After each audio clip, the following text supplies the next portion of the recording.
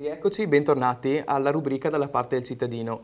In studio abbiamo gli avvocati dell'Associazione Camera degli Avvocati di San Donà e i rappresentanti ufficiali dell'Ordine e degli Avvocati di Venezia.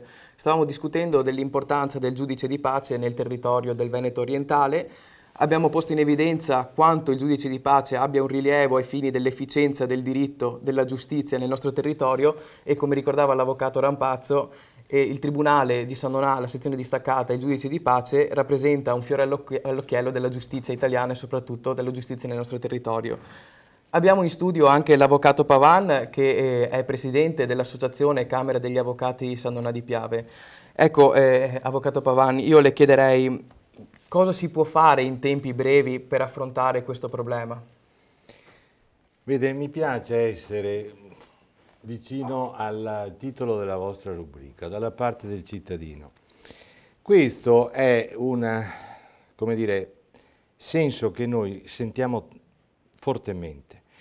La nostra, e anche io credo la presenza di oggi, non è tanto come avvocati, perché l'avvocato esiste se ha un mandato, un incarico da un cittadino, cioè rappresenta il cittadino. Che cosa possiamo fare immediatamente? Diciamo che tanto abbiamo fatto perché la nostra battaglia su una forma razionale di giustizia nel territorio ormai è vecchia di 2 o 3 anni, anche se siamo stati poco ascoltati e anche abbiamo fatto, molto probabilmente non abbiamo avuto presa. D'altronde non abbiamo mezzi di diffusione personale per poterlo fare. Per questo ci siamo noi, avvocato. Vi ringrazio di questo, ma vede, provi a immaginare per un attimo di essere il cittadino che ha bisogno della giustizia.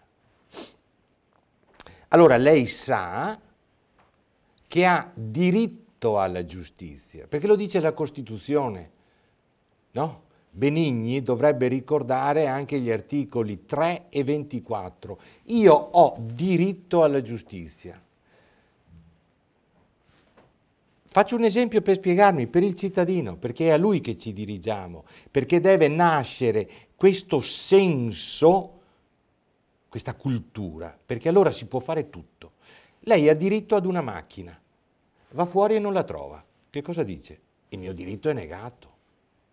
Noi abbiamo fatto un avviso, una pubblicazione a pagamento e abbiamo intitolata Meno giustizia uguale meno uguaglianza e libertà.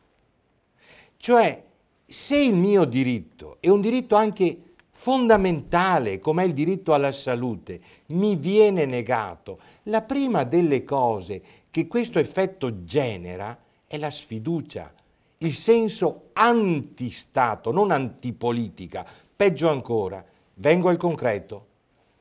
Venezia è un'isola o no? Certamente.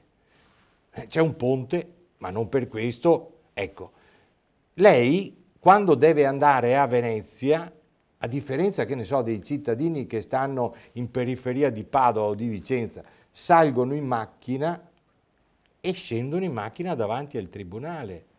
Non lo dico io perché magari la mia stazza può far immaginare che non mi piace camminare, ma provi a pensare agli handicappati, alle persone che hanno bisogno dell'amministratore di sostegno. È una tragedia andare a Venezia, è di questi giorni, addirittura adesso chiuderanno San Giuliano, come si arriverà a Venezia? A nuoto? Allora la riforma Monti è stata una riforma giusta sul piano teorico, completamente errata perché l'ha calata su un paese che ha dimostrato di non conoscere, assolutamente di non conoscere. Torno al suo diritto di giustizia. Questi accorpamenti, giudice di pace compreso, sa cosa vogliono dire. I cittadini vadano a leggersi la stampa di giornali nazionali, dove gli avvocati e anche lo stesso presidente del tribunale dice che per la Corte d'Appello, per il tribunale e per i giudici di pace, aggiungiamo noi, ma è ovvia, è una ovvia conseguenza, la riforma fatta da Monti vuol dire paralisi per i prossimi anni. Le udienze in Corte d'Appello sono rinviate al 2018. Io oggi compio gli anni, non so se arriverò a fare le conclusionali per quelle udienze. Ecco, questo è quello che ci ha regalato la riforma Monti, fuori della realtà. Se qualcuno non interviene e se i cittadini dovessero rivoltarsi, beh, noi saremo al loro fianco. Avvocato Pavan, l'Ordine degli Avvocati e l'Associazione Camera Avvocati di San Donà cosa sarebbe disposta a fare, oltre a quanto è già stato fatto? Per l'Ordine degli Avvocati, i miei due colleghi presenti, che ringrazio per aver voluto essere presenti, perché credo che questo ringraziamento vada loro dato in maniera pubblica, risponderanno loro. Per quanto riguarda la Camera di San Donà, noi vogliamo essere a fianco del cittadino. Pensi che relativamente al mantenimento del giudice di pace, spero, perché va detto anche un'altra cosa, porto via un minuto di tempo. Pensi, i comuni, se decidono di accollarsi la spesa, questo Stato che dovrebbe garantire la giustizia, la garantisce, è come fare beneficenza con i soldi degli altri. La fa pagare ai comuni. Hanno fatto la domanda, ma non è mica detto che sia automatico. Il Ministero potrebbe anche dire di no, capisce?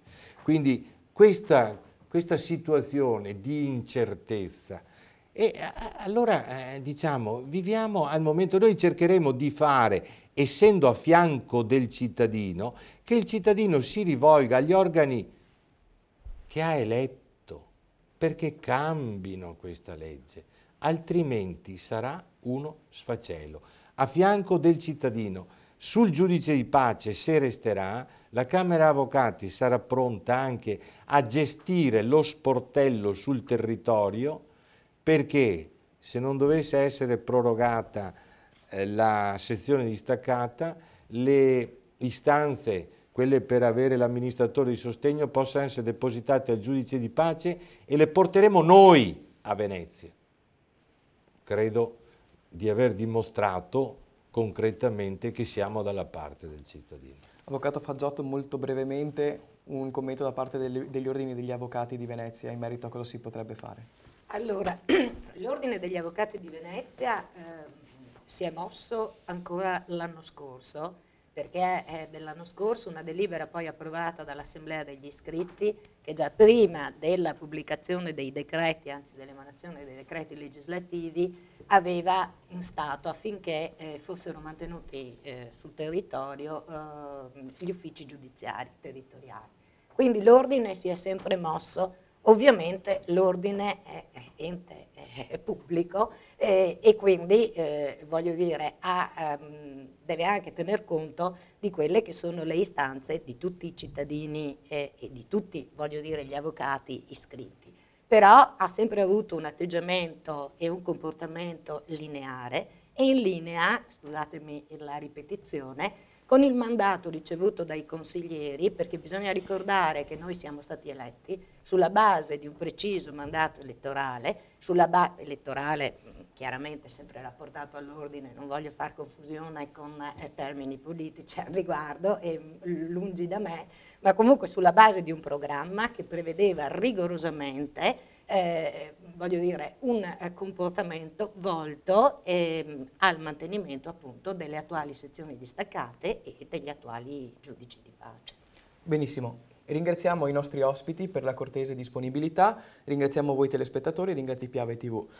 Concludendo, possiamo ben dire che l'avvocato dalla parte del cittadino è vocatus ad dirimere le liti. Grazie a tutti e buona giornata. Grazie.